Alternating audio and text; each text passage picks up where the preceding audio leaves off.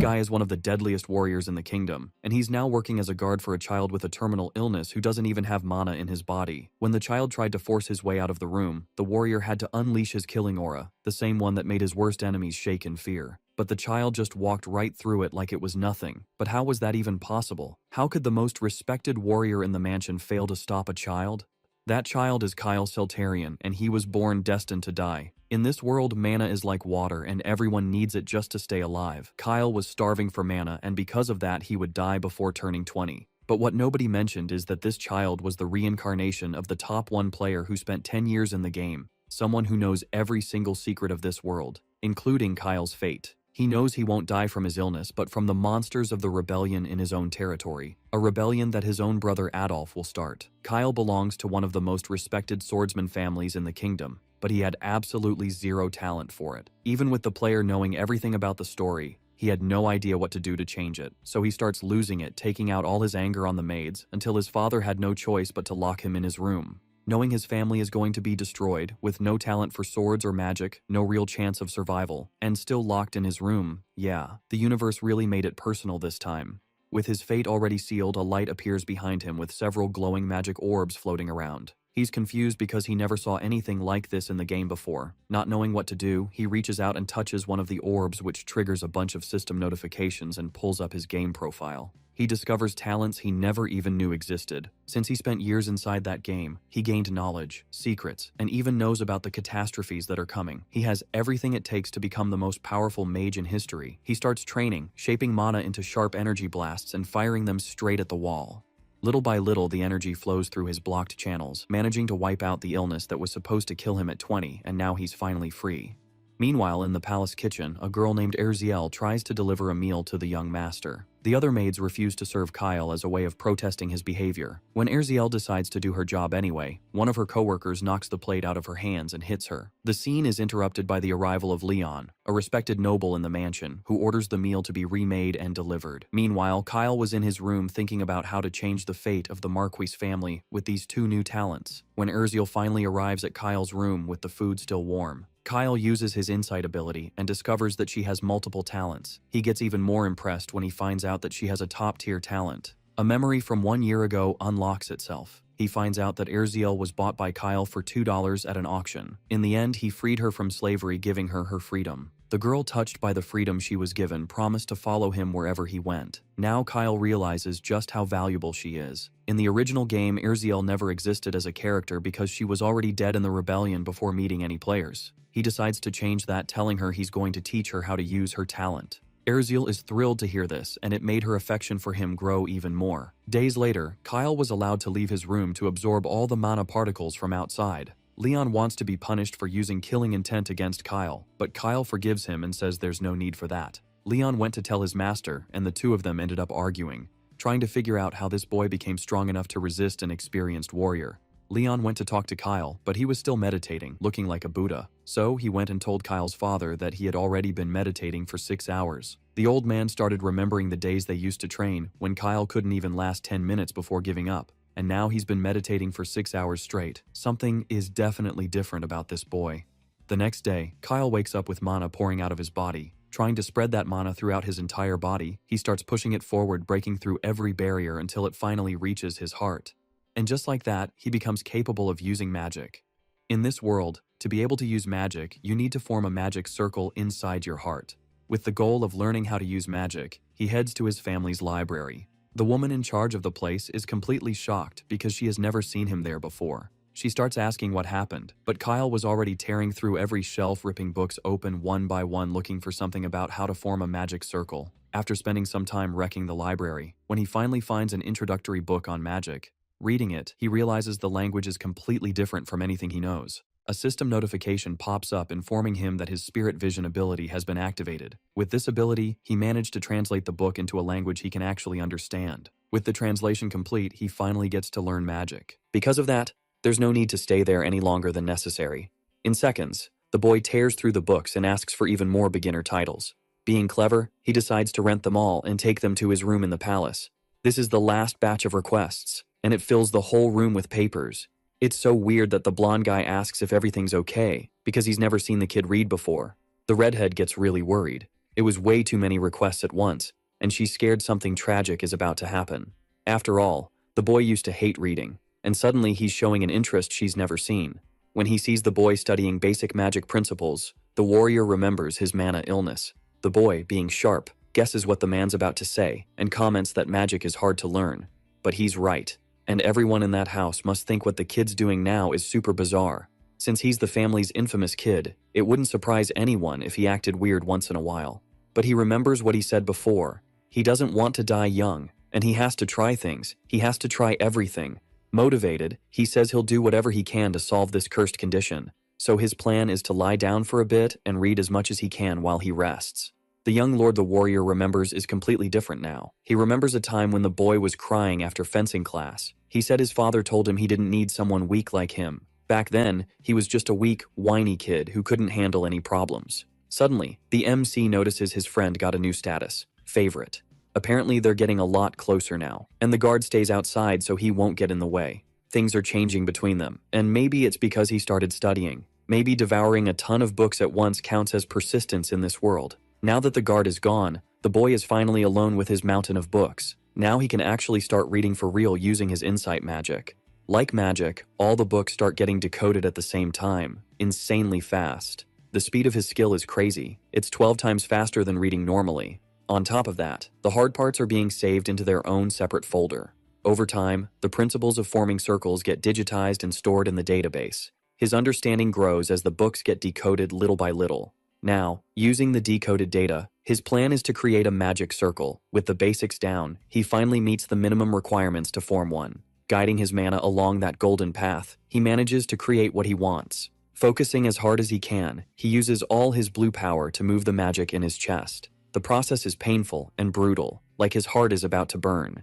Even so, he has to hold on until the end. Otherwise, the mana will surge back into his body in a horrible way and damage his organs. The magic starts getting out of control, blasting books all over the room while he hangs on just a little longer. After a ton of effort, he finally manages to form his first mana circle, weakening the blocked mana channels. Now his mana isn't stuck inside his body anymore. It's flowing out, stronger than ever. He's thrilled he hit his goal and can use magic however he wants. Then he realizes it's already morning, and he spent the entire night doing this without even noticing. He barely has time to think his friend is going to be mad about it before he passes out. The next morning, the girl brings the boy his breakfast and finds him unconscious on the floor. She's totally shocked and tries to wake him up, while also trying to make sense of the mess with all the books. In just one night, the MC used up all the mana he'd been building up for days to form that circle. And from now on, a brand new in his life as a mage has finally begun. Chapter 7. In the kitchen, the maid is happily cooking up a delicious meal. She did it because last time she got praised for it, and it made her master happy. This time, the other girls want to be the ones to deliver the dish to the Lord. Then they suddenly change their tune and say the boy is their responsibility, and that they need to go back to the original agreement now that the master's personality is way better. The girl says if there are any complaints about the work, they can take it up with the MC. Ignoring all of them, she walks off, leaving them with nothing to say. Before she leaves, the jealous one snaps back, basically saying she's nobody important. Back in bed, the boy enjoys his meal of seasoned meats. The recipe's been tweaked since last time to make it even tastier day by day. Since he's been training hard every day, he's also learned some other recipes from the head chef. On top of that, the boy wants to know how things are going with spirit magic. To start, he needs the intro book for that style of magic. And the girl is really smart. She's already read half the material without any magical help. From what he's read so far, it looks like she comes from a hard-working family and learns steadily over time. For her age, she's pretty talented, but it's still not enough. Closing the book, he says he doesn't have time yet, and that he needs to get stronger to learn more. In 2 months, the family will hold the succession ceremony, and something is going to happen that day. A coup led by the second son, Adolf, will bring down the Marquise's family. If they don't want to die in the rebellion, everyone needs to get stronger, especially her. From now on, he orders that someone else handle the kitchen work while she focuses more on studying. But she says she'll work hard at both because she doesn't want anyone taking care of and serving her master except her. Crying a lot, she begs to be allowed to keep doing it instead of leaving it to the others. That surprises the young man, and he understands where she's coming from. Her family fell apart and she went from noble to slave overnight. She even lost contact with family on other continents, not knowing if they were alive or dead. Her life is finally starting to feel stable again, and she got thrown off when she found out she had to study spirit magic. She probably thinks that if she doesn't do her job well, she'll get kicked out of the mansion. But he reassures her again, saying she's the person he trusts to be in charge. He says he doesn't abandon anyone, and he always protects the people who are his. And he promises he didn't tell her to study this stuff without a really important reason. Her skills are so good and so careful that if she keeps working hard, she'll be promoted to head maid. But there are plenty of workers in the mansion who could replace her at any time. So he asks if she's curious about what'll happen if she trains in this art. Mages with that kind of ability are extremely respected and super rare anywhere in the world. If she studies, she'll become an amazing mage, and everyone will respect her. And until then, there won't be any NPC who can replace her in that field. It sounds incredible, and even she isn't sure she can do it. Handing her the books she needs, the man says she'll become the greatest of all time. She accepts the gift with a hug, believes in her lord, and decides to give it everything she's got. Now their relationship has gone up even more, to 60. After that, the girl is appointed as the master's personal maid so they can study together. While taking care of the boy's personal needs, she's moved into a private room. From now on, that'll be her new space, where she can study and train in peace. It's way better for security, and she doesn't have to worry about the other jealous girls. She loves it because now she's a lot closer to her lord's room. Together, the two of them decide to work hard and survive, no matter what happens.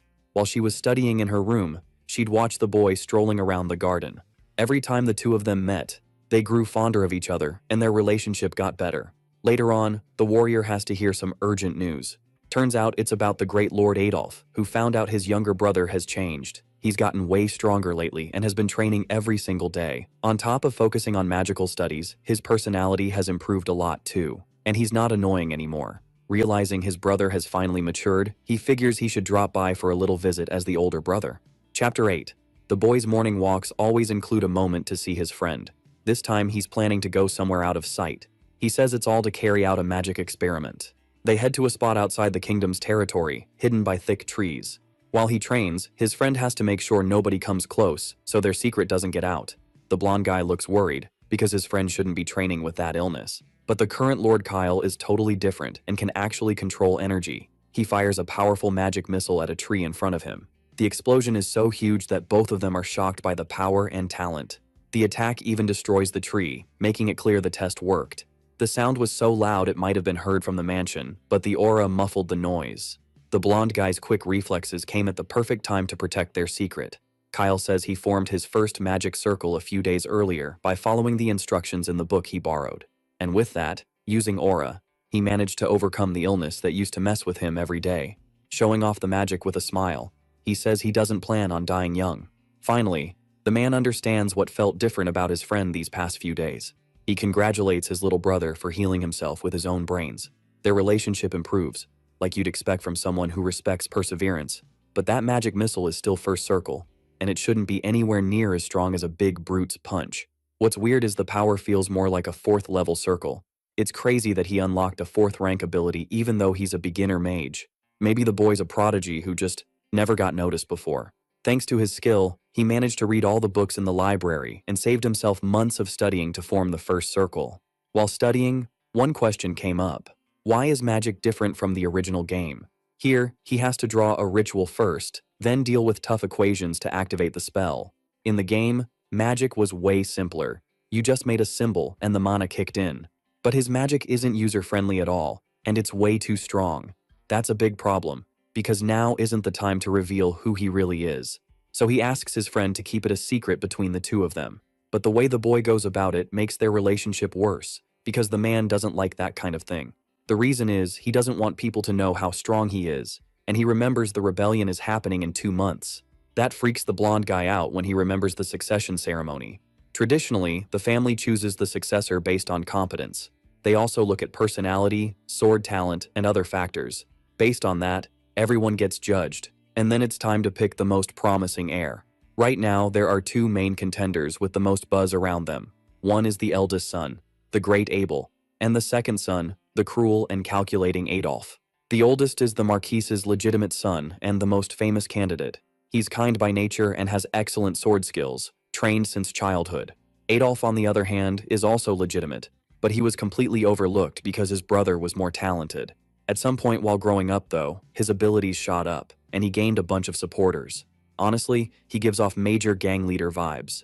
When they see each other, they immediately start throwing subtle jabs, like they're pretending the other one isn't even there. The Golden Knight says he was so lost in thought he didn't even notice them coming, but that excuse is hard to buy, since he's had a strong aura since he was 5. That's just a small childhood story and not really worth repeating. Meanwhile, the middle brother only awakened his aura at 15, pretty late. In this world, it's normal for some people to be late bloomers and start magical training much later. All of a sudden, a fight breaks out among the cruel guy's followers. It really ticks him off because he knows he can't disrespect the rules of his father's household. In a friendly way, Abel says his brother's subordinates are well-trained and worthy of serving a potential heir. The tension between the two only grows, because the middle brother says they can laugh all they want because they won't be laughing for much longer. When he leaves, that last line sounds pretty suspicious and starts to feel unsettling. While eating, the MC worries about the ceremony coming up in 2 months. This territory doesn't follow the whole firstborn inherits everything rule. It chooses its heirs. And the most important criteria to be chosen are strength and ranking. There's only one exception, the young master. Because of his illness, he was taken out of the succession from the start. Besides him, his third older brother, the Duke, also can't get involved in these schemes. So right now, it basically comes down to the older brothers, Abel and Adolf. There isn't much time left until the ceremony, and they won't be able to make any huge moves before then. And there's no telling what could happen if the MC's powers get discovered. In the future, there are only 2 possible reactions. Either they try to turn him into an ally, or they try to crush him as soon as possible. It's extreme, but throughout history there have been bloodbaths during succession struggles. According to the game's lore, the middle brother would definitely try to get rid of the hero, and from the beginning, he was planning to wipe out the whole family so he could rule. So the MC's current goal is to overcome his illness and try to build alliances with good people.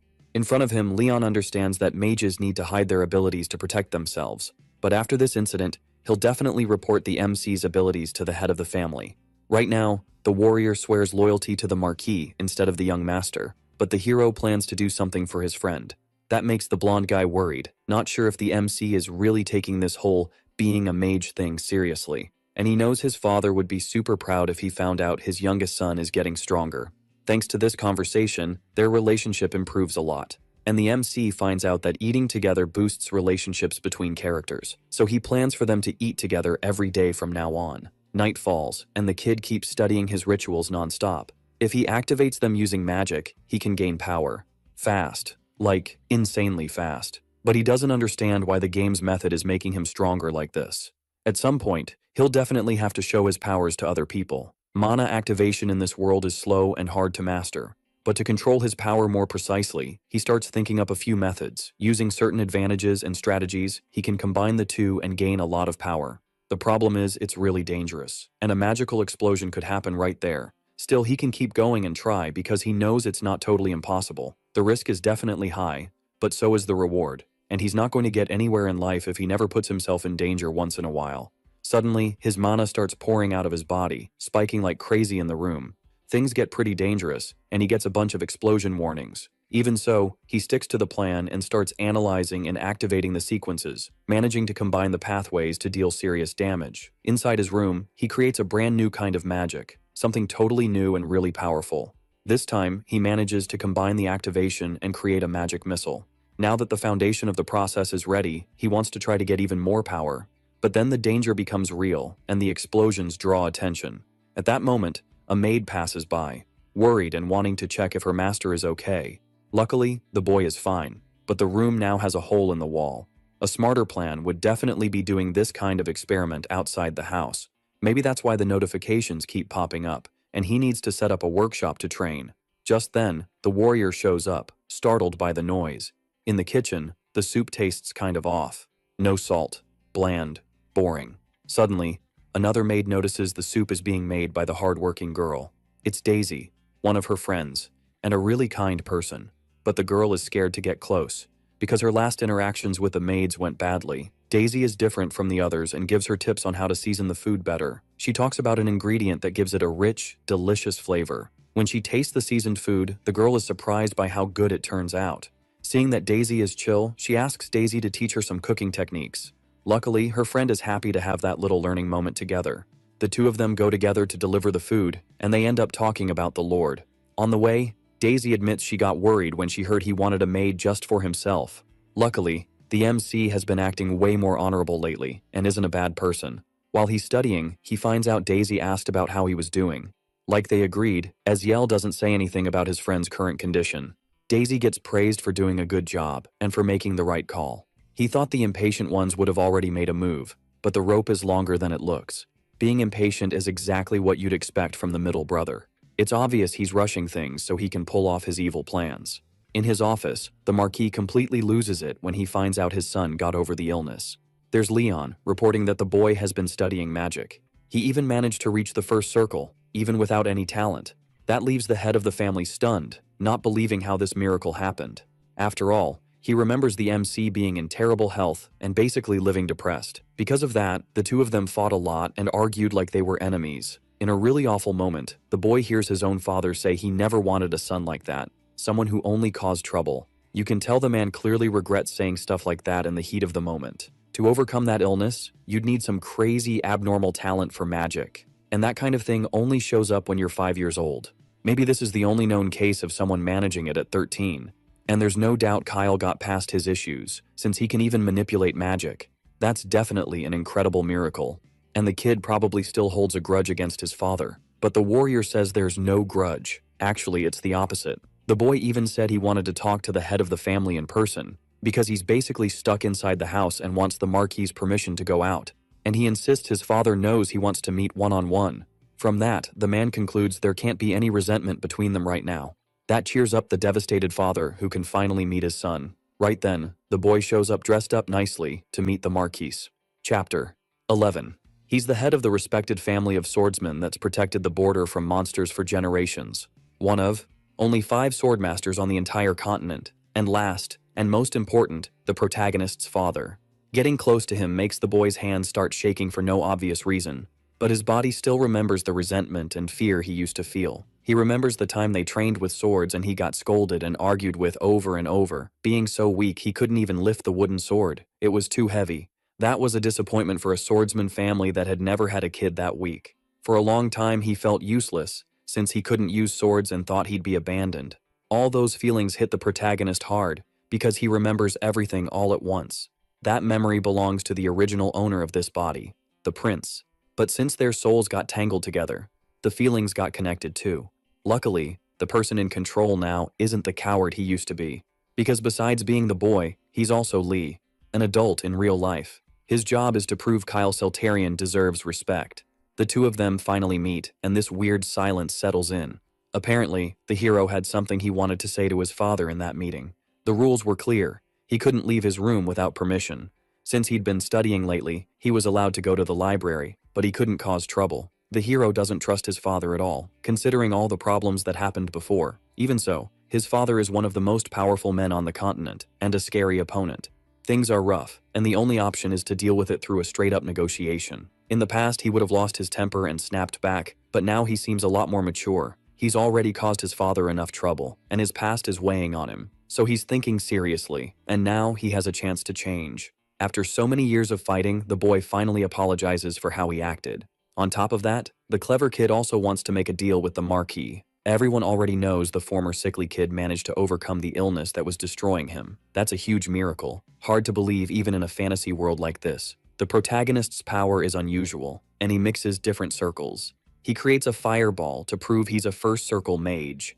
Even after hearing the warrior's story, the father still didn't believe it.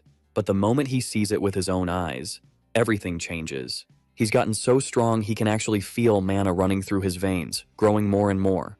You know, mages who manage to overcome that illness have insane potential. In this world, a powerful mage is worth the same as an entire order of knights. And even though his family is known for swordsmen, having a strong mage on the front lines would be a huge advantage too. If the family backs this plan, everyone can benefit from those abilities. An army that combines elite swordsmen with exceptional mages would be stronger than anything else on the continent.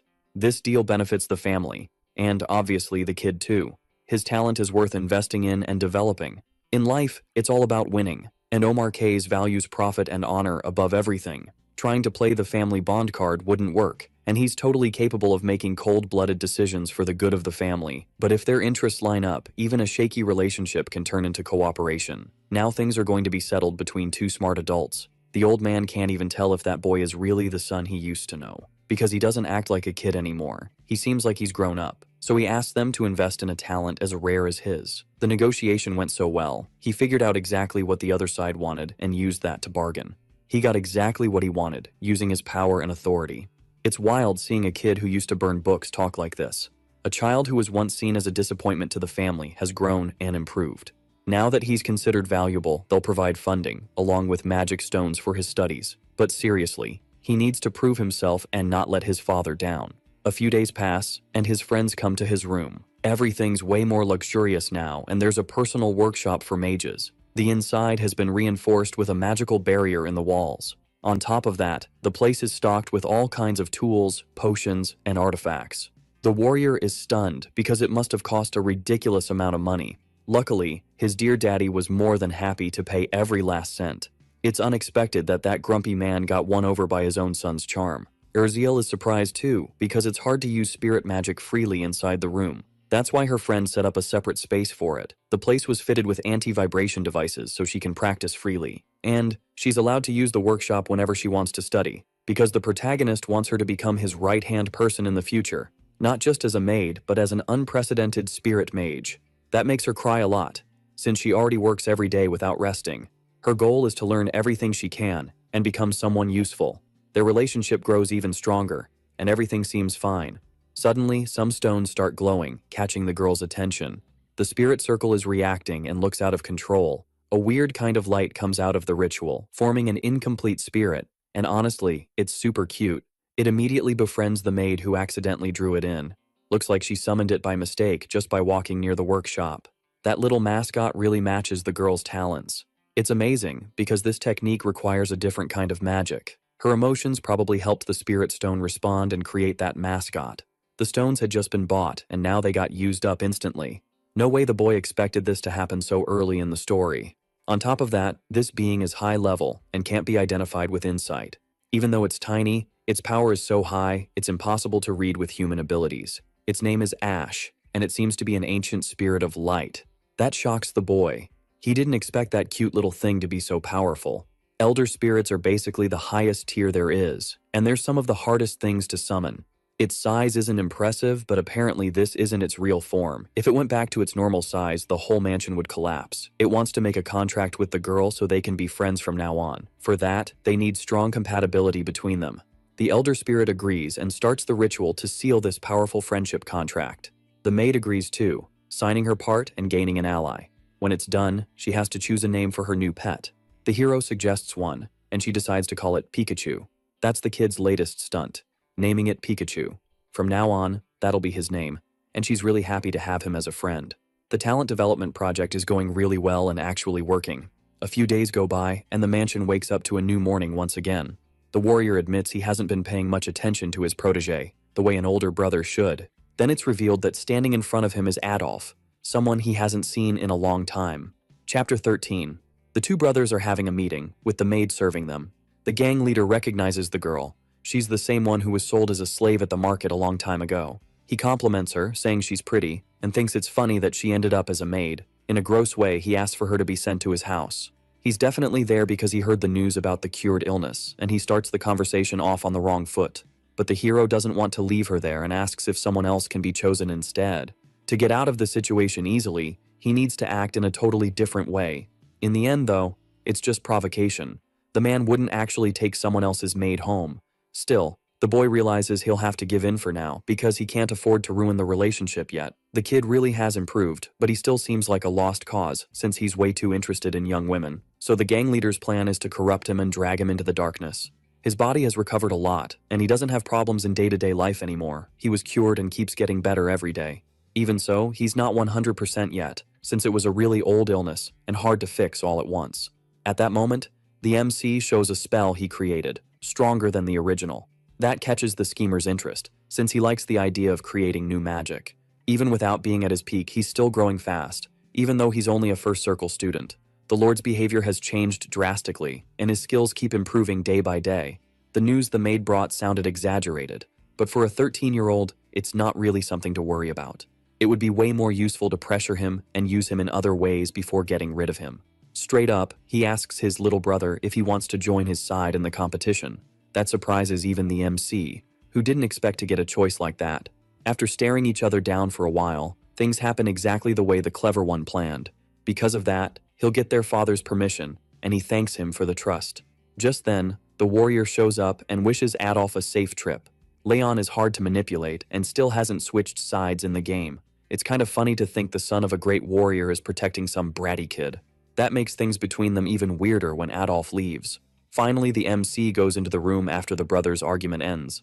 He explains he'll probably deal with Viscount Jerome, one of the closest allies of the 5th Legion. His friend is shocked to hear this would be his first loyalty mission. He doesn't want to let him go alone and offers to join the subjugation team too. But that's part of a strategy to earn the crime boss's trust, and he can't bring his father's allies. This is definitely a trap to test how useful the MC is in real combat. Luckily, from now on, he can protect himself using the magic he created. Even so, he decides he won't use his full magical potential. Then he asks about a settlement in the forest, far away. To the south of the territory, there's a monster colony.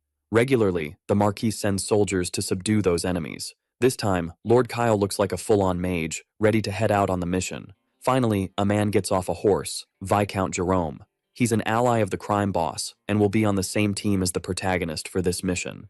Since it's his first real fight, he needs to be really careful and be protected when necessary. Their relationship is pretty bad, and the guy is clearly only doing this as a favor. Even so, they head out and don't talk much. The Viscount's orders are to watch the boy and judge how skilled he is in combat, but he doesn't believe a weakling like that can do much while carrying a dangerous illness in his body. During the fight, the boy fires lightning spells at the goblins in front of him. The hit is perfect. One shot is enough to wipe out the whole group. That impresses the team and improves things with everyone, who end up pretty happy. The mission wraps up fast, and it was the easiest subjugation they've had in a while, thanks to the hero. He'd never seen anything that easy before, and his reputation shoots up fast, all the way to level 90. Of course, Lord Adolf is going to be really happy when he hears how well his little brother did. Now the plan is to move on to the next step he's got in mind. Chapter 14. Back at camp, everyone's celebrating the win thanks to the kid.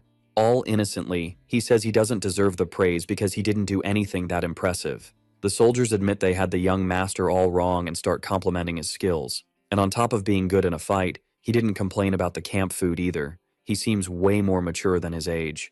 Thinking about how his brother used to take on dangerous missions like this, he realizes he can't act like a spoiled brat when it's his turn. The men are shocked to see the kid admires the crime boss that much. The plan is going exactly as expected. The soldiers like the protagonist now, and they're ready to talk him up. While everyone else sleeps, the adventurer decides to take a walk not too far from camp. Since he's just a kid, nobody suspects a thing, and everyone buys the innocent act. After today's victory, the knights are completely wiped out and crash in their beds. Only a few guards are left, and they're exhausted too, barely even paying attention. Now he's going to try to take out a few ogres and grind as much XP as possible, like he used to. From his pocket, he pulls out a perfume that can attract those giants from up to 10 kilometers away. A few days earlier, he realized he was the first person in the world to create a scent that draws in those creatures without following any existing recipe. The better the quality and the smell, the more monsters it pulls in at once. The problem is, the team's supposed to be hunting goblins, and ogres are way too strong to take on without a plan. The squad has 12 experienced knights, and they can handle weak enemies, but giants are a whole different story. Even though they're loyal to the crime boss, their individual skills are pretty mediocre. They're basically cannon fodder.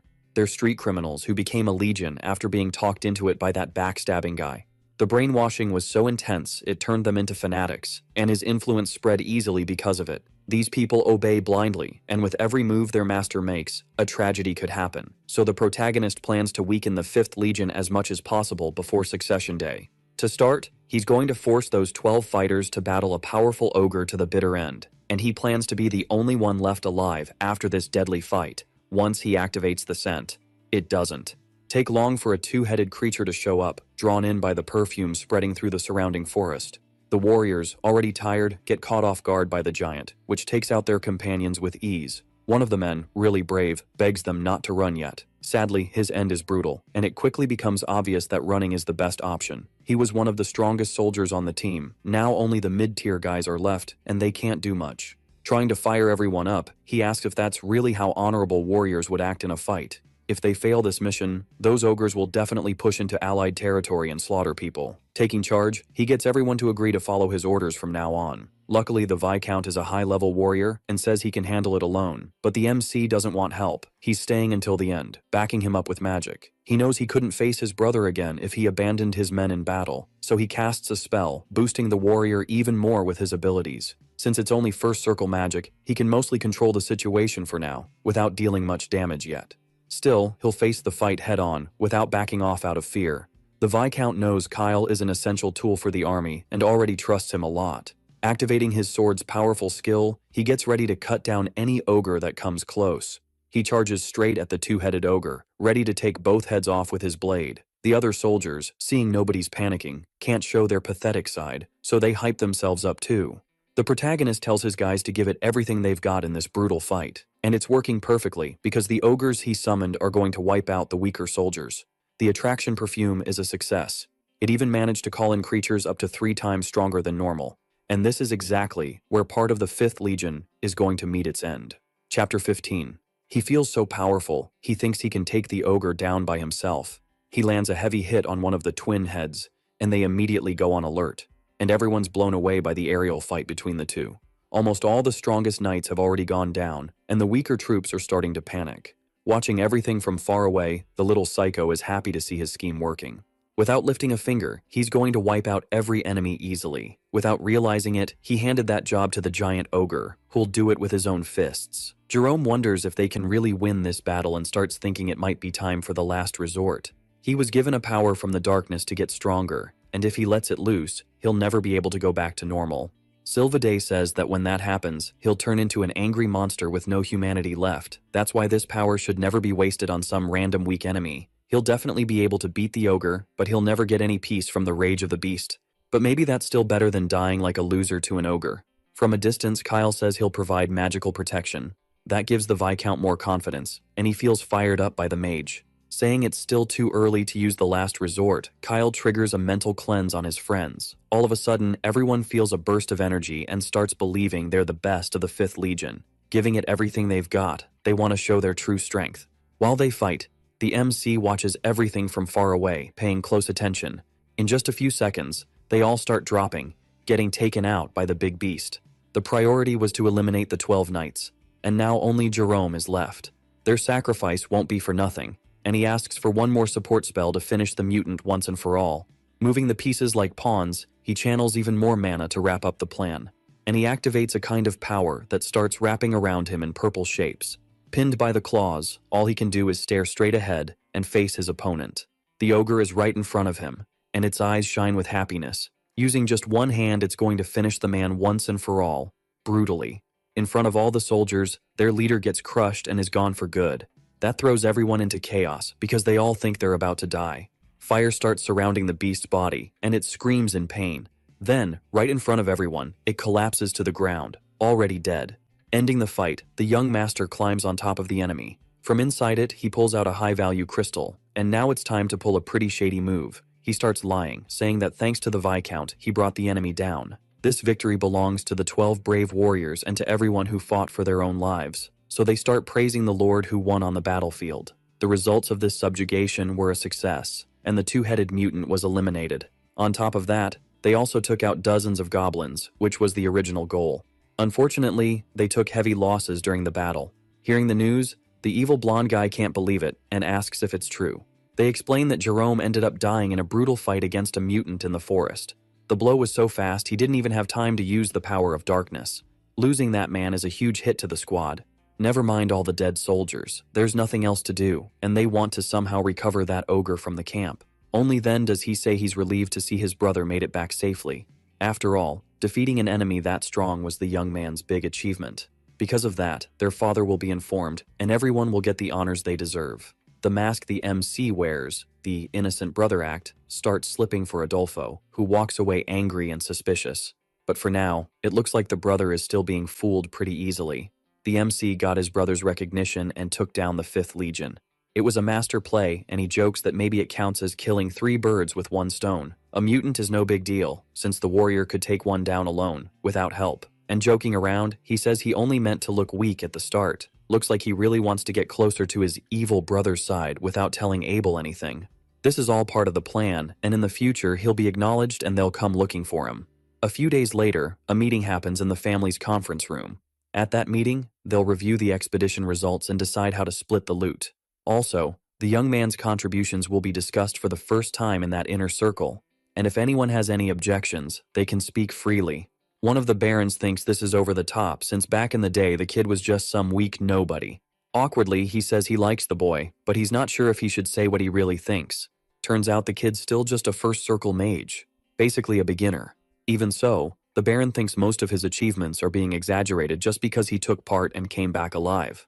And he wraps it up by saying it's hard to believe the MC suddenly matured overnight. He reminds everyone of all the trouble the kids caused before. In the past, Kyle could only smile while people talked trash about him right to his face. Clearly, the barons never had to face a real wolf before making a judgment like that. When they get to the hall, the MC says it's not as easy as it looks, and you have to see it with your own eyes. Defending his brother, Abel says even strong knights would struggle to take down a two-headed creature. Some people clap back, saying it only happened because the knights gave their lives to protect the kid. Still, the finishing blow was Kyle's, something confirmed by the witnesses who survived. Unlike before, the boys focused on studying magic now, and the Baron should put his personal issues aside. Angry, Adolfo tells the man to stop trying to ruin everything.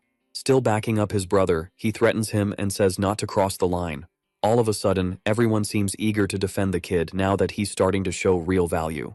At that moment, the evil brother agrees Kyle's reward should include a huge amount of money. After all, the warriors saw the kid's brutal fight and have no doubts about what he did. Because of that, he's granted his freedom and he can finally access the main residence and go outside.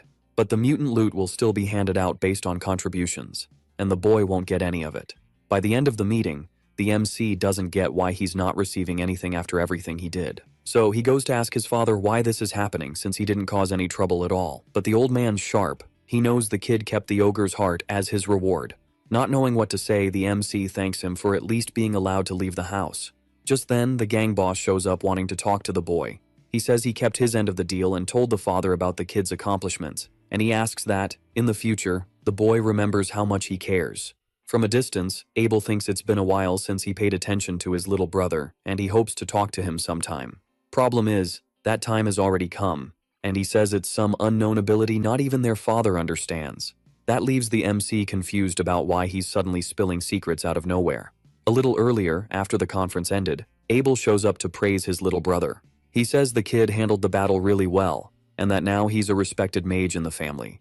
Then he asks if the boy has time later so they can eat together. He explains he wants to have a small get-together to hear the details of what happened during the forest expedition. But the boy suspects the warrior has some hidden reason for asking about his achievements. And right away, he starts revealing secrets even their father didn't know, for no obvious reason. It's pretty clear he wants to recruit the MC to take down the forces Adolf created before it's too late. The MC has to choose his words carefully and asks why he knows that secret. He says he's scared of what could happen once something that big gets exposed. Like you'd expect from an older brother, he clearly wants something from the kid in return. But being blunt, the little one says he's not really on the middle brother's side. Still, that doesn't mean he plans to join the good guys either. Time passes, and we see Adolf going all out with his dark powers. He finally finds out his older brother went to have a little chat with Kyle too.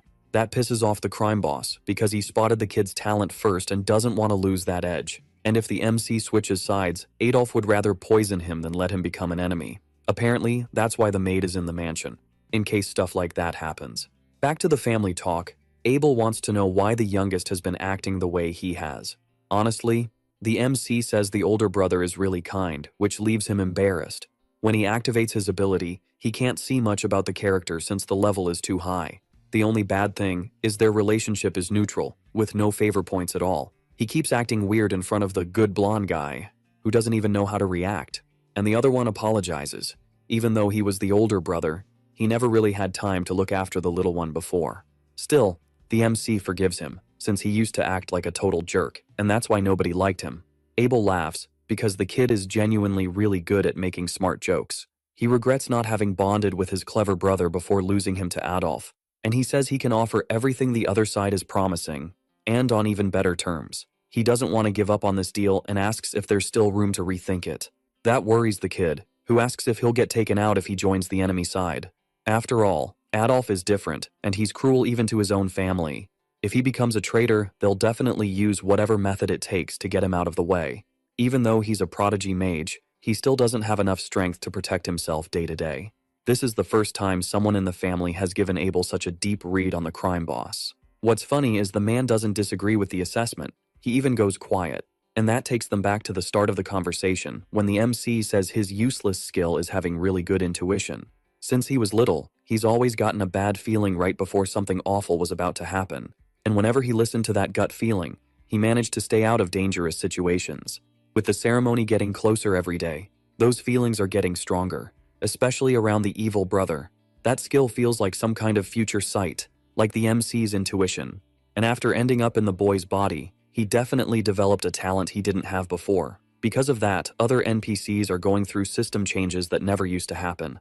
Even so, Adolf is family, and the Marquis's second direct heir, so he can't just cross the line. But the MC is there because he's got this really bad feeling, and he's kept it secret until now. He trusts his gut and knows that if Adolf becomes the Marquis, the family is finished, and nobody will be safe, including the young master. So his plan is to join the enemy side and watch everything up close while earning their trust. At the end of the operation, the idea is to hit them with everything they've got from behind. And if the good brother helps, things will go way smoother, with a much better chance of success.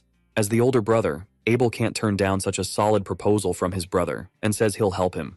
But first, the MC wants a small favor to kick off the missions. Chapter 18. A few days ago, they found a bag of platinum coins, basically months worth of pay. The blonde guy wonders where all that money suddenly came from. But actually, the MC got it thanks to Abel, who lent him some cash. On top of being hot, he's loaded, and he bankrolls the mission the moment he hears the plan. And it's kind of wild because nobody knew the older brother was that generous. With this personal communicator, they'll be able to talk without being in the same place. This kind of thing is so expensive you could buy a mansion with a garden for the price of just one. This is only the basic version, and it only lets you talk directly to one person, but there are even pricier versions. It's pretty obvious the meeting with Abel went really well, and they teamed up on a plan. Meanwhile, the Guardian will need to hold on to the money until it's time to use it. They don't really have anywhere to spend it right now, and the kid already wants to farm even more coins. It's like an investment plan for the future, the way a clever mage would think. At that moment, the maid is training with her staff, spirit magic. Pikachu can latch onto the tip of her staff to light up the area. Unfortunately, the magic doesn't work, and she can't get the light to shine. The pet doesn't want to get off the MC's head, and the MC thinks he's basically a headlamp. That makes the blonde guy think of something and wonder why they're inside a freaking mountain. The last thing he remembers is them leaving home to visit a neighboring region. And then, out of nowhere, they ended up inside a cave because the MC decided to make a quick stop. This isn't the kind of place they should stay in for long, since exploring could hide all kinds of danger. It's so dangerous he remembers the angry monsters they ran into at the cave entrance. The deeper they go, the fewer they see, which is weird.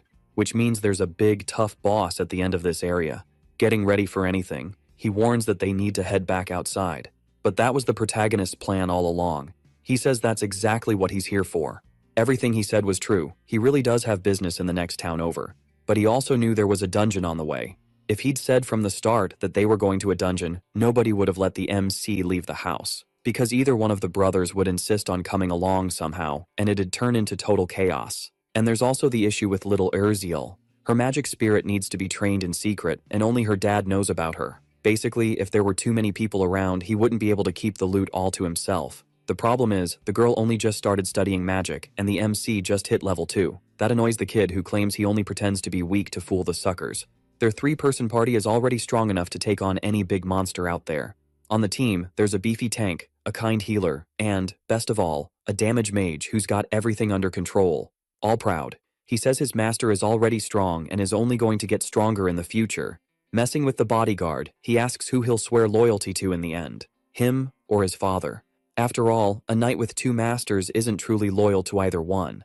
That leaves the man speechless as he thinks it over. Right now, Leon is following the Marquis's orders to keep the sons safe, meaning the knight isn't really loyal to the Marquis. He needs to choose a real master. To win this knight over, just showing off his skills won't be enough. Once he's finally acknowledged, he'll gain that impenetrable shield for his army forever. So, the 3 of them together push deeper into the dangerous labyrinth. At the very end, they reach the boss room and it's sitting there, waiting. Its name is the Sanctuary's secret Minotaur, the guardian of these walls. In the game, this place was popular with beginners for farming XP and money. And the best part is the reward is super generous compared to how easy it is. As greedy as ever, he doesn't want to share his treasure with anyone. That monster is known for being 3 times stronger than a normal ogre. But the mage is smart and already has a perfect plan to block and counter its attacks. With the sword and magic from the two of them, they manage to piss the Minotaur off and bait it. It's a risky move, and they have to dodge with perfect timing every second. Ideally, you dodge to the sides and avoid getting hit as much as possible. When the big guy gets tired, they'll go in and attack, while Urziel supports. Since it's the girl's first fight, it's fine if she hides behind rocks to cast spells. But she wants to help as much as she can, and she didn't train magic just to hide. That makes the boy admire her even more. She's insanely brave. On this mission, her job is to heal and support the others to protect Lord Kyle. Actually, she gets corrected. The most important thing is surviving to the end. As long as she doesn't go down, her hands will keep Leon and the MC standing.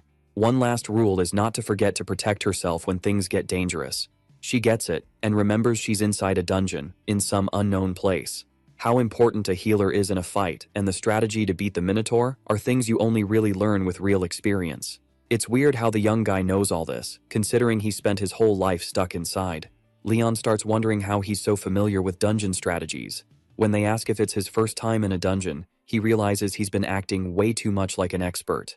So he lies, saying he picked up some basic tips during the goblin hunt, when he fought the ogre. But that excuse doesn't really work because not even the soldiers knew how to deal with a simple ogre. So the warrior concludes that Kid isn't the real Lord Kyle, the one he served for so long. He orders them to capture him because there's no way that child could suddenly act so mature. Clearly, the boy is possessed by an evil spirit and needs to be burned. Unfortunately, that would be game over for the protagonist. But that's all in his head, and it can't happen. He changes the story and lies that he read about minotaurs in a book, and also in strategy books. Surprisingly, the blonde guy likes that and is impressed that he studies battle tactics too. He gets so proud he says his friend's progress is incredible. Their relationship improves a lot, and it becomes easy to convince him. Still, he needs to come up with some excuse since he doesn't want to be labeled a magic genius forever. Finally, she manages to make the staff light up like a protective charm. She activates a healing spell and it releases a bunch of spirits into the area. This power boosts your HP and defense, and it also increases your mana and the sword's energy. It's way stronger than the original because the girl upgraded it.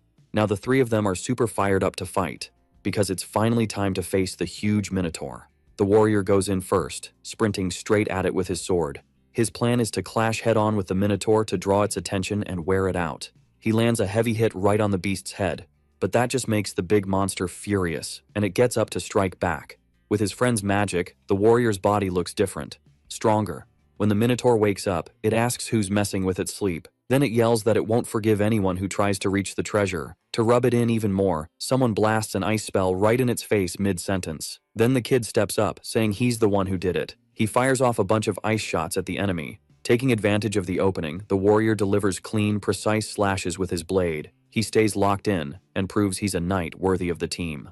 Chapter 20. He lands powerful blows on the monster's shoulder without losing focus.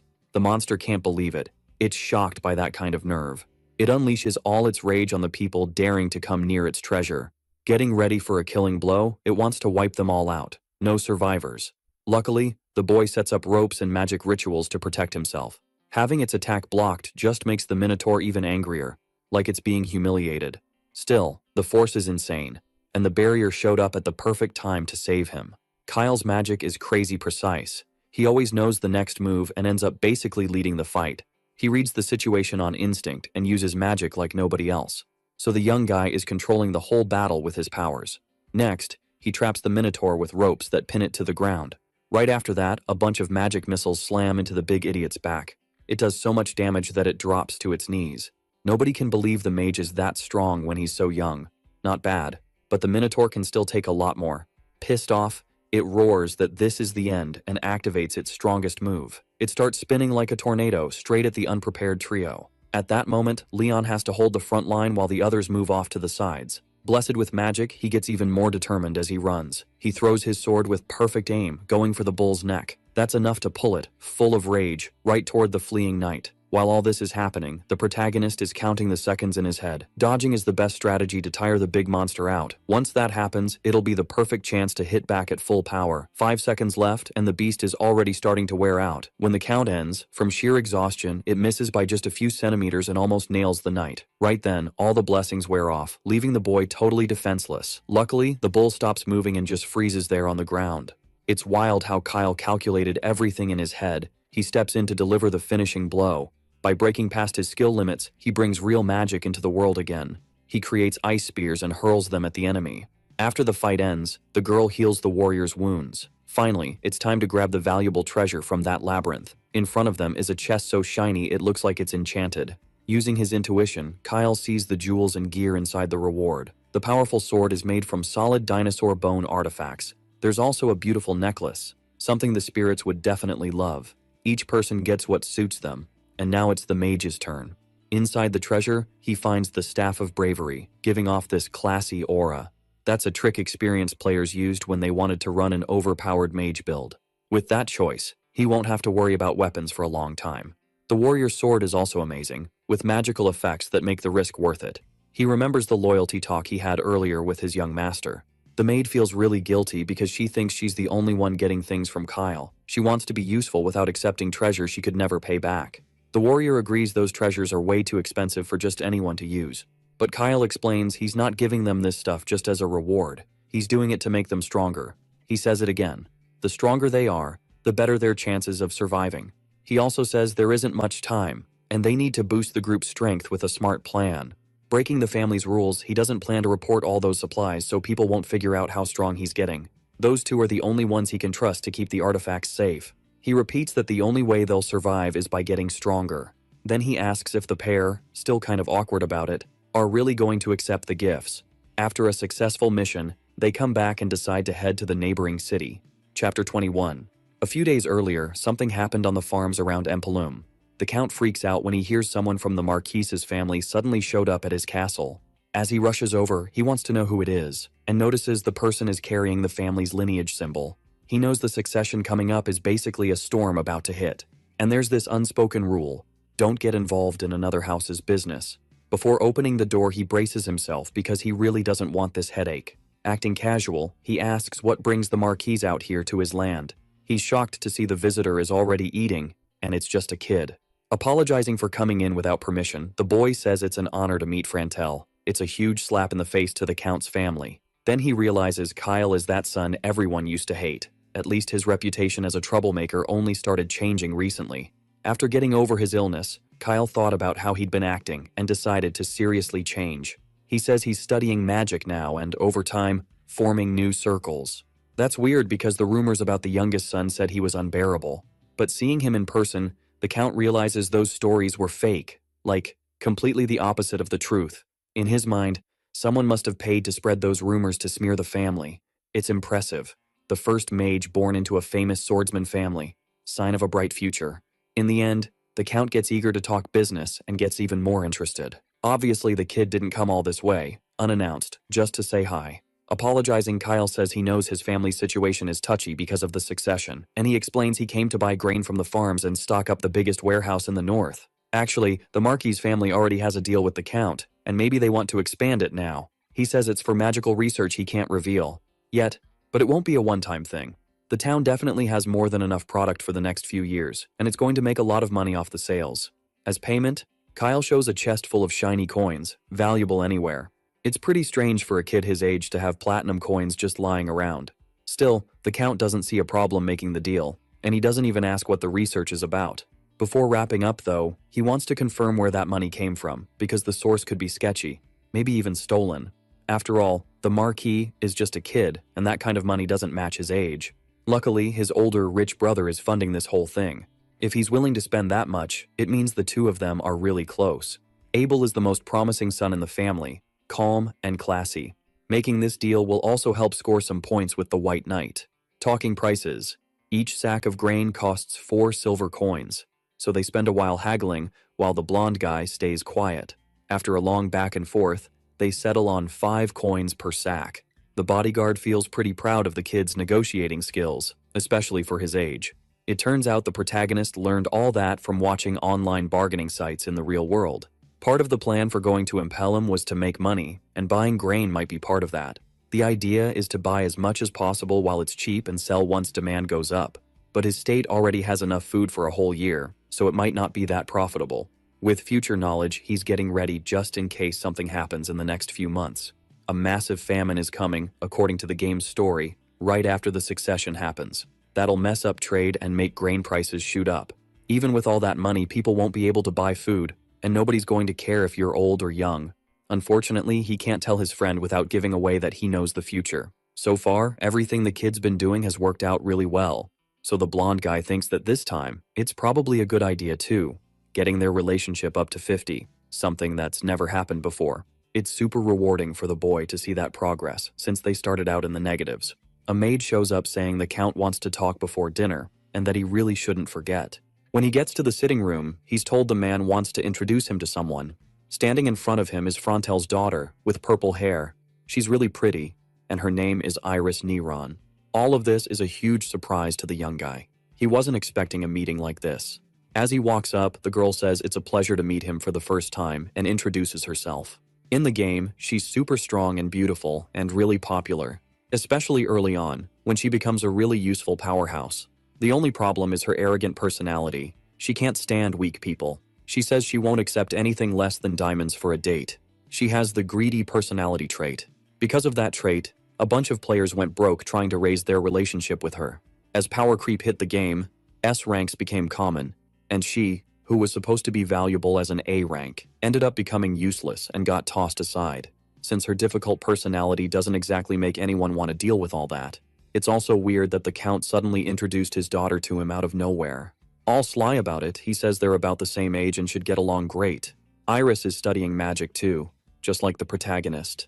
Still hyping his daughter up, he says she has exceptional talent for magic. He explains that since they're both learning, they can study together. From the protagonist's point of view, she doesn't want that and looks like she's being forced into it. Still, he introduces himself, explaining he's the Marquis's fourth son. Trusting his instincts, he's actually looking forward to getting advice from her. When he checks her status, he sees their relationship is at -40. On top of that, she has an interesting talent. She's a mana companion. In the original game, that talent is insanely rare. Only 0.01% of SSS ranks had it, so maybe the purple-haired girl has some new potential too. Even with her awful personality, that talent changes everything. She's heard plenty about Lord Abel and Adolf, but nothing about the protagonist. Trying to put him down, she says she's in the second circle, while he hasn't gotten past the first. That annoys him, because she's been unpleasant since she was a kid. But he explains he's only been learning magic for 3 months, forming a circle that fast beats her record. She took longer. Still, starting at 13 is considered really late, since most people start by 10 at the latest. If he just thinks of her like a whiny cat, he can tolerate the annoying attitude. He says he started late because he used to have an illness, and he only recently managed to overcome it. That stops her cold because she knows how hard it is to break through that barrier. Her father explains that to overcome it, you have to be born with extraordinary mana in your body. That's why people who manage it are called geniuses and prodigies. It's incredible that the young master pulled it off at only 13. Hopefully Iris can learn something from the good influences around her. Of course, she doesn't want to talk to someone she thinks is weaker, since she believes he's only first circle. That personality is going to cause a lot of problems and needs to be fixed, ASAP. And that's how Recruitment Project 3 begins. You can't judge people by how they look, and he's going to prove he's not weak. She freaks out when she sees the boy get way too close to her face in a weird way. Ignoring the Count being right there, he challenges her to a one-on-one duel. If he loses, he'll have no problem admitting he's weaker than her. In a twisted way, if the girl wins, she wants him to lick and kiss her feet. That leaves the Count completely embarrassed, wondering where she even learned something like that. The boy is shocked too, not understanding what kind of book you'd have to read to find that. Apparently, she likes reading weird romance novels that are way above the recommended age range. Even so, the boy doesn't back down and says that if he loses, he'll lick whatever she wants. That line, out of context, totally catches the Count off guard. Changing the terms, the boy says that if he wins, he'll be her new teacher in the future, and on top of that, she can never talk trash about someone with a lower rank again, and she has to promise it. That pisses her off because she's cocky and knows a first circle beginner couldn't possibly beat her. Embarrassed, the Count admits his daughter has personality issues since she's been spoiled from an early age. If things keep going like this, it'll be really hard for her to live in the world without getting into trouble sooner or later. At her age, she doesn't have any friends because of her bad reputation, so he asked the boy to forgive her since he also had a rough childhood. It'll definitely be a good learning experience for her, and he allows the two of them to duel. That gets the boy fired up. He basically just needed the Count's approval to do what he wanted. On the other side of the mansion, she's still pissed at the boy who thought he could beat her. But she's also confused because she thought he was pretty cute, and she decides she's going to make him lick her foot. The Count definitely has another reason for introducing his daughter to the MC, even though she's only 11. She's already at the right age to start getting marriage proposals. Maybe the guy is thinking about the two of them ending up together someday. In that world, nobles get married earlier than commoners.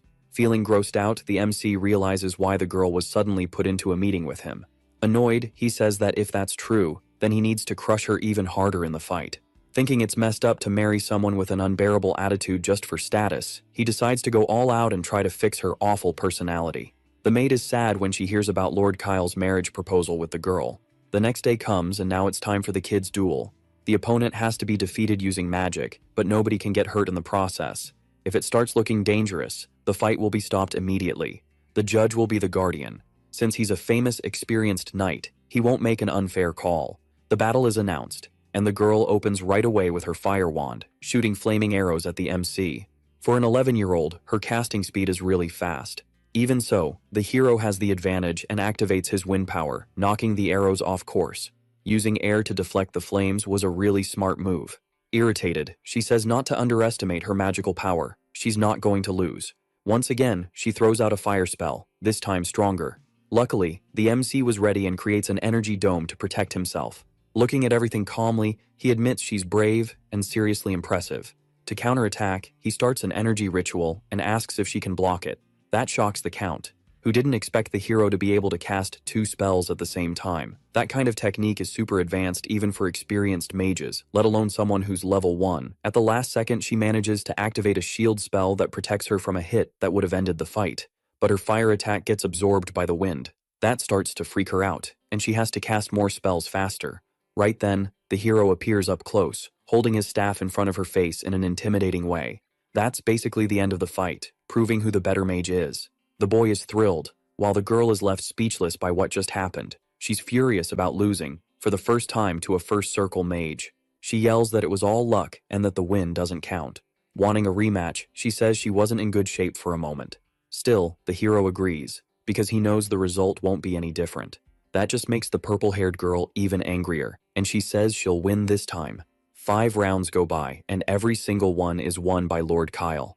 No matter how many times she tries, the outcome is always the same.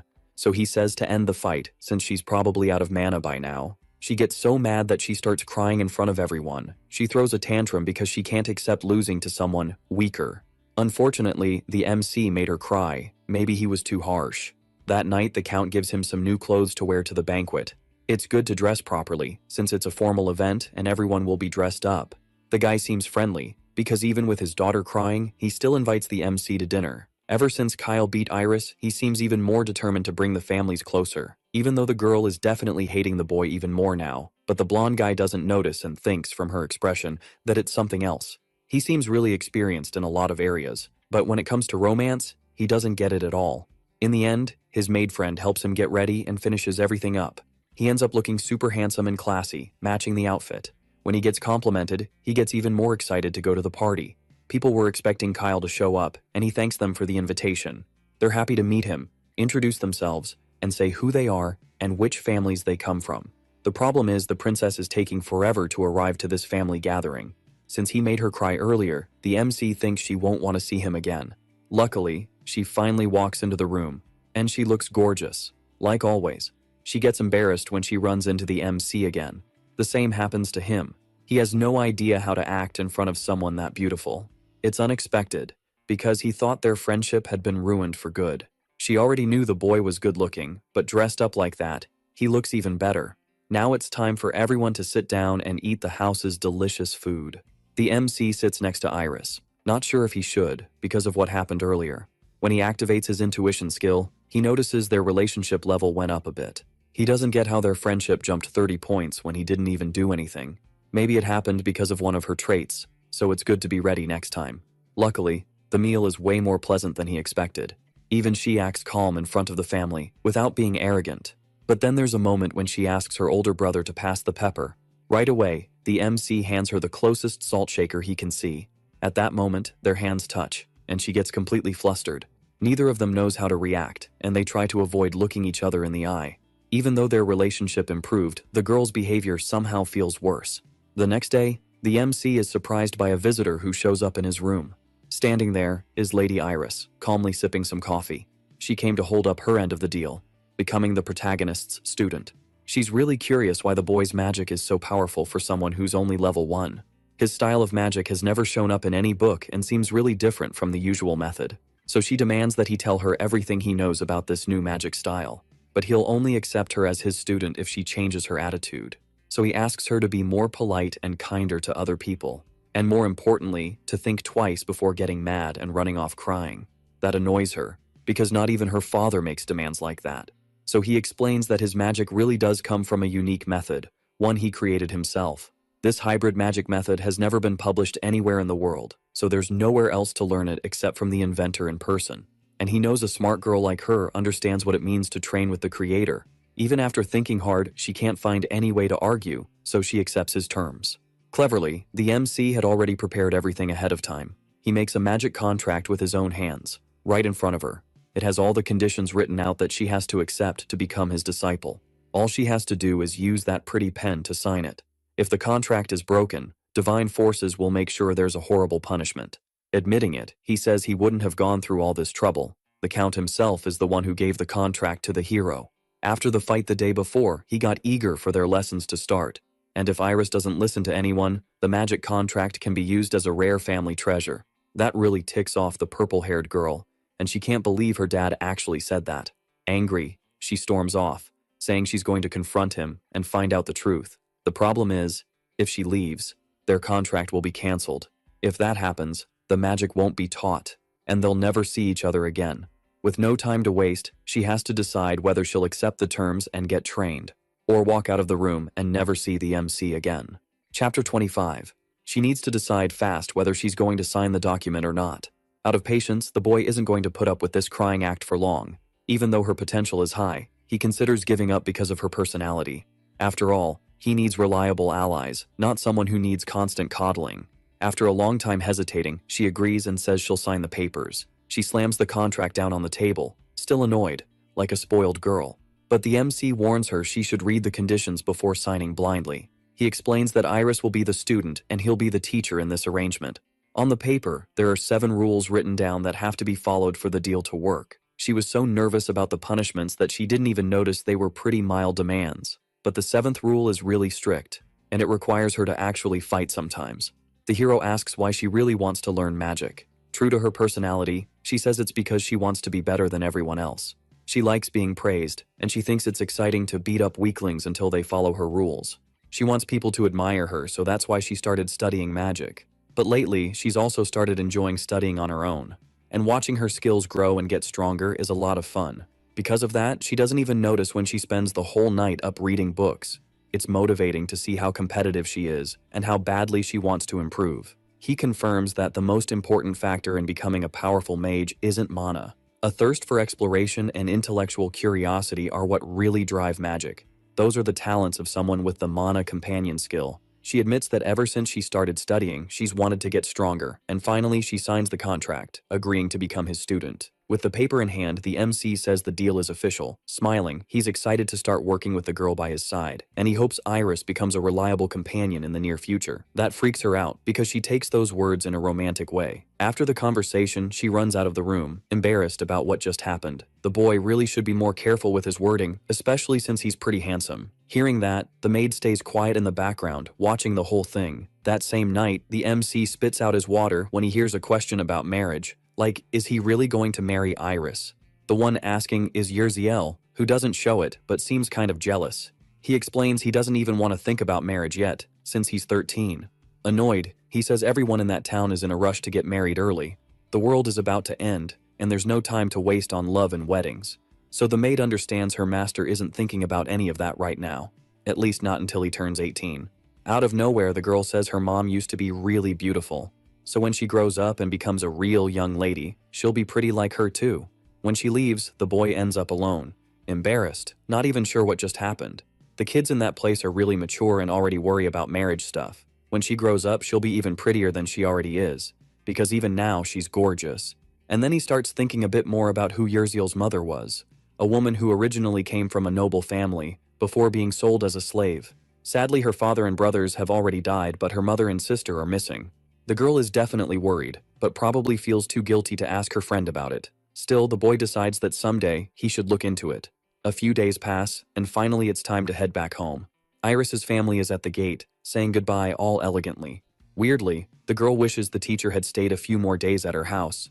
Luckily, next month he'll be back to teach the magic he promised. Spoiled as always, she says that next time he comes back, she won't even bother opening the door.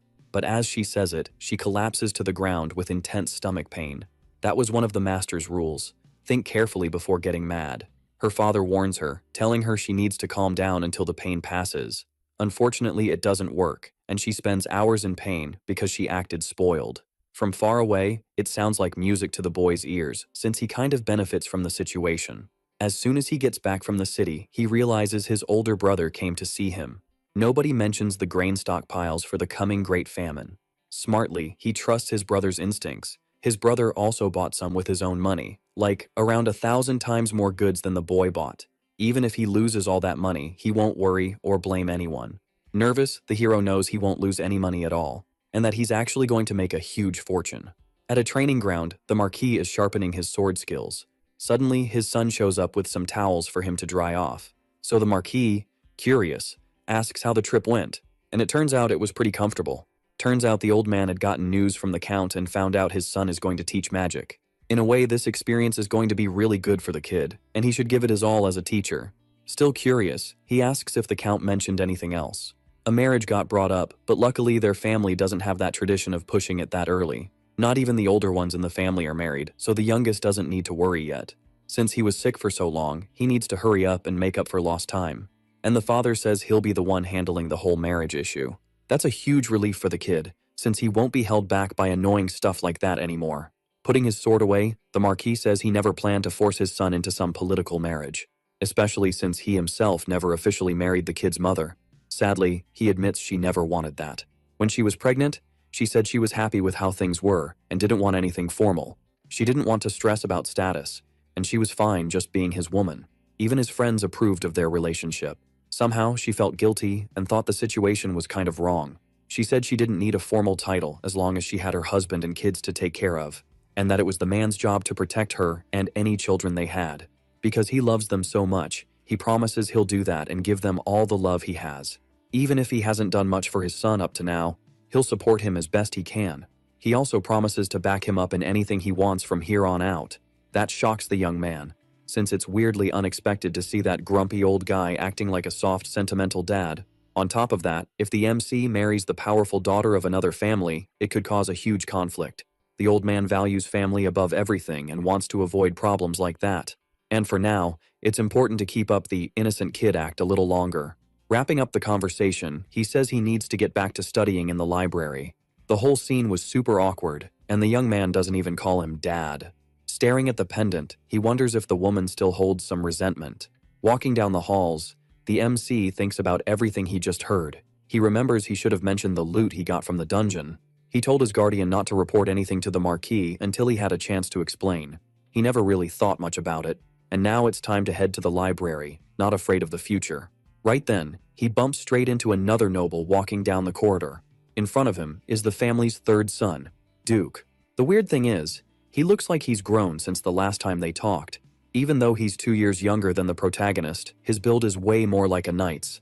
There are even rumors the kid recently became a low-rank warrior. Duke's surprised because the last thing he heard about his brother was that he couldn't even leave his room. Luckily, that restriction got lifted and his contributions were recognized. But Duke still doesn't trust him and thinks the whole thing is just some kind of scheme. That pisses the protagonist off and kicks off this sort of rivalry. The third brother genuinely hates the MC because his mother died from the stress of giving birth to Kyle. When he walked into the room, the only thing he could see was the woman's body, already frail and completely drained. The only thing Kyle managed to say was that the old lady died before he did. Obviously that made Duke snap. He slammed him into the wall, cursing him out non-stop. Their mom worried about Kyle all day because he couldn't stop causing trouble. He was always picking fights and trying to steal money from the house to go have fun, like some nasty little brat. Saying the MC was the one responsible for their mother's death, the two start arguing about what happened. Kyle defends himself, saying he's basically terminally ill and always gets blamed for everything. Crying, he asks who even brought him into the world with such a weak body. That's enough to set Duke off, and he throws a punch. Kyle hits the floor and stays there, unable to get back up. Leaning in, Duke says he held his anger back while their mother was alive, but not anymore. And he says he wouldn't want a brother like Kyle, not even in another life. All those memories slowly come back to the protagonist. Unfortunately, he realizes this conflict isn't going to be easy to fix. Duke keeps insisting he knows the kid's rotten nature better than anyone, and he orders him to never show up at the main house again, basically ignoring the rules. Once again, Kyle says the head of the family lifted the bans and gave him access to the whole estate. Then, all snobby, he asks if Duke seriously thinks he's better than even the family head, the Marquis. Totally pissed off, the warrior clenches his fists, about to throw a brutal punch. Right then, the fight gets cut off by Adolfo, who shows up at the perfect time. He lectures Duke, saying you don't hit your own family. But Duke's so angry he can't bring himself to apologize to Kyle. He could, but he'd rather just leave first. Watching him walk away, Adolfo asks where all that stupidity came from. Duke isn't like that with everyone, it's because of Kyle's tragic past. Acting kinda suspicious, Adolfo steps closer to the kid and says he trusts him. On top of that, Adolfo's been teaching Duke swordsmanship, and he's disappointed Duke's only average. And he knows Kyle's a powerful mage, with way more potential than Duke. Like he's playing chess, Adolfo says he can bench him if he gets in the way. Ending the conversation, Kyle says he needs to go to the library to keep studying, and he suspects his brother isn't just some normal warrior, but someone with hidden talent. Adolfo isn't the type to care about family, and he wouldn't go through all this effort just to mess with him. In the game, Duke never survived the rebellion, no matter which route you picked. Maybe there's some secret about him nobody knows. Then the story shifts to a quiet little town in the middle of the forest. There, the Guardian is walking around with a package in his hands. He says Kyle behaved really well on the trip and did what everyone wanted, but the Marquis wants to know if anything else happened on the way to the town. That puts the Guardian in a tough spot because he doesn't know whether to talk or keep it secret. Still, he stays loyal to the boy and says only a few small monsters showed up. With the Guardian traveling alongside his son, the old man can always relax on these trips. For a moment, he decides to put Kyle's wishes first and keep the secret. It turns out he went to that town to meet his father. The two of them spend a good while talking while they fish, catching up on everything. Rumors that the MC has gotten more mature have already reached the village. That makes the warrior happy, and he praises how responsible his protege has become. Originally, he planned to do his duty as a guard and then go back to the knights, continuing his career. But something changed recently, and it's left him quiet. Maybe the kid's plans changed, but he's still not sure. At the camp, the MC says the warrior's old sword is weak and needs to be replaced. If he put his full strength into a strike, it would definitely snap because the blade's too fragile. He knows that because he studied a bit, and a mage needs to know the basics. Even though he learned all that from playing in the past, he can tell when someone needs a new sword. Since he's just a guardian, he never really had the chance to earn a new blade on merit. Smiling, the MC says Leonhard is his knight and deserves that kind of thing. That hits the blonde guy right in the feels. He'd never heard words like that from the Marquis. Even though he's loyal to the old man, who's shown him trust, he still can't really fit in with the nobles. His father knows he's always been the type to think before acting, and he's sure his son will figure things out. Before his son became a knight, they were nobles, but they didn't have money to pay for a tutor. Luckily, when he was 15, he got into the academy on skill alone. Deep down, he probably already knows what he wants to do. He just hasn't fully figured it out yet. They don't need to worry, since the Marquis isn't the kind of person who demands payment. The assessment is right. He's the boy's personal knight, and he cares about him a lot. Just then, a fish bites the hook and starts pulling. Night falls at the palace, and Adolf is freaked out about something. He wants to know if Kyle accepted the recruitment offer from the nice brother. The Guardian lies, saying he didn't accept, and says he was surprised Abel even wanted to talk about that. He also says it was scary, since he'd never had that kind of conversation with him before. To the crime boss, the brother is just a freeloader trying to act like he cares. After all, when Kyle was sick, Abel didn't even care that he existed. Adolf thinks about it, annoyed that he almost had his recruit stolen. With Jerome gone, he can't afford to lose even more strength in the army. Even if it's just a kid in the first circle, it's still better than nothing. The boy knows neither of them showed up in his life when he was sick, and Abel getting close to him is way more obvious, making it clear he sees the kid's value. To survive and defeat the forces of evil, he needs the power of that swordsman family. Adolf starts wondering why they're buying so much grain from the farm in the neighboring town. They explain the boy bought it to do magic research, but he doesn't get why the knight bought some too. Acting like he doesn't care, he says it's good that Kyle is focusing on studying magic. To the villain, it's a good thing if the kid grows up strong so he can be useful later. After getting a book in his hands, he says he'll need to leave. Hearing all that, the maid was standing by the door, watching through a crack. Suddenly, Daisy shows up, saying she didn't become a spy by choice. She explains her family was taken hostage, and the crime boss is a horrible person. Without saying much, Urziel tells her to never show her face in front of Kyle again. Honestly, the maid seems lucky she doesn't have any family left alive for someone to use against her. That line messes with the girl, and she can only stay quiet. Since she has her pet and her lord, she feels like she's surrounded by friends now and not alone anymore. She thinks it would be really hard to ask her master to look for her missing family, and she knows what happens to women sold at the market. If Kyle hadn't saved her, that would have been her. Her main goal is to become powerful to honor the people who saved her.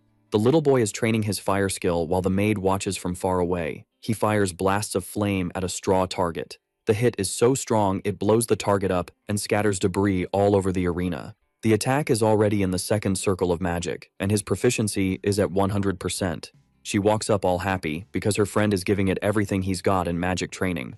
But he still needs to go to a city called Prenus to recruit a new talent.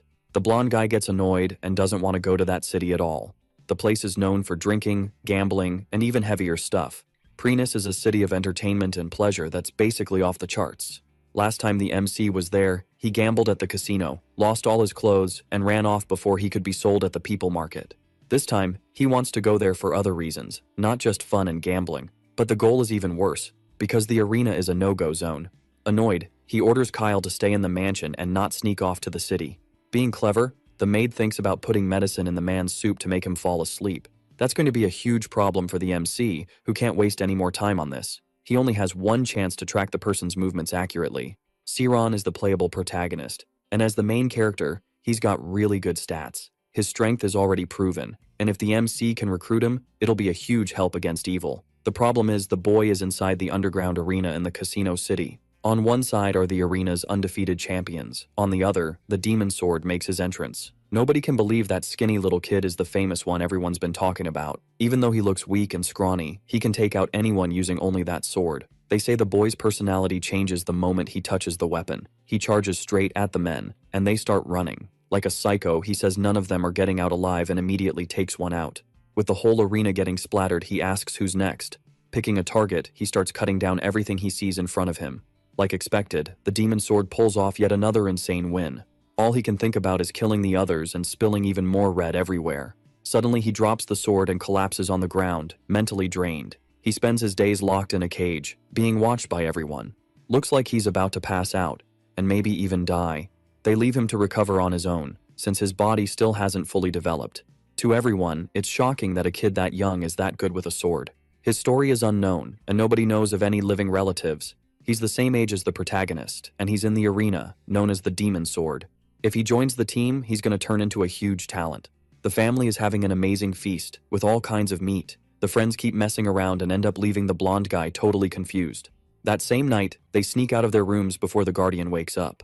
The plan seemed perfect. Now they just have to run down the hallway and disappear. But then the guard is already awake and wants to know why they're trying to run off. He's so sharp he realizes they slipped sleeping meds into his food.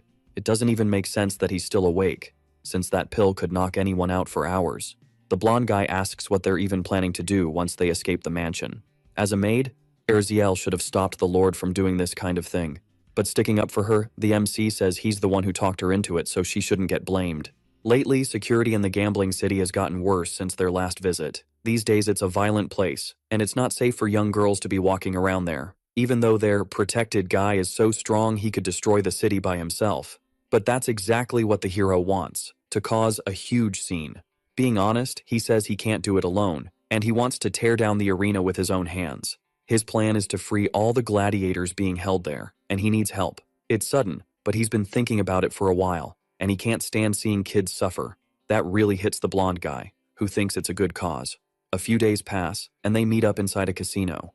At a blackjack table, the MC hits a royal straight flush. With one great hand after another, the Lord just keeps winning at the table. Before they went into the casino, the blonde guy wouldn't let Erzio come with them on this job. Unfortunately, they can't go straight into the arena. They'll have to lure the enemy out. The Viscount's son shows up. His name is Charada. With a ton of money, he wants to play a different kind of game, with the max bet. Catching the hint, the MC asks if there's some kind of game that's a bit more fun. Fun, as in blood and screaming, and that's exactly what's a few meters below where they're standing. The MC's plan is to win a few rounds first to get their friend in a good mood, then lose everything at the end. Charada gets a little uneasy, because he heard rumors the kid had changed, but nope, he's still the same. Word that Kyle was coming spreads, and the Viscount hears about it right away. Probably nothing, he's just here to gamble and blow money. So Charada reassures his dad, saying he can handle it and control the sucker all by himself. His theory is that the MC got tired of pretending to be nice and ran away from home to gamble. His plan is to squeeze the young guy for every last cent. Not just anyone can get into that place, and he plays it off like he's doing him a favor. And yeah, that'll definitely make the Lord happy, because it's got everything he wants. The plan is going great, and the kid looks excited.